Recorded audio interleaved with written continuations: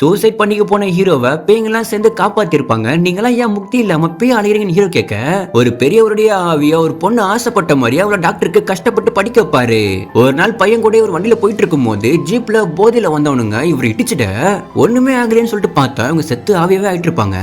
பணம் இல்லாம ஒரு பொண்ணு படிப்பெல்லாம் நிப்பாட்டிட்டு பெட்ரோல் பங்க்ல வேலை பார்க்க ஆரம்பிச்சிருப்பான். எப்ப என் பொண்ணு டாக்டர் ஆகுறாளோ அப்பதான் எனக்கு முக்தி கிடைக்கும்னு சொல்றாரு.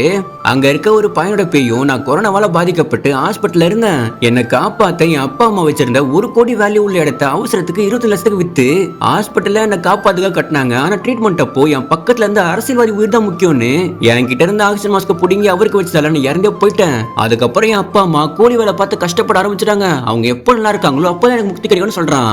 அங்க இருக்க ஒரு பொண்ணோட பேய், நான் மாடலிங்ல இருந்து ஏகப்பட்ட படத்தை சம்பாதிச்சேன், ஆனா எங்க அம்மா அப்பா இறந்து போயிட்டாங்க. அதுக்கப்புறம் நான் என் சித்து வீட்டுல தான் வாழ்ந்துட்டு இருந்தேன். நான் சம்பாதிக்கிற ஒட்டுமொத்த பணத்தை அவங்கள்ட்ட தான் கொடுப்பேன். ஆனா அவங்க எனக்கு ஒரு வேளை சோத்த கூட ஒழுங்கா போட மாட்டாங்க.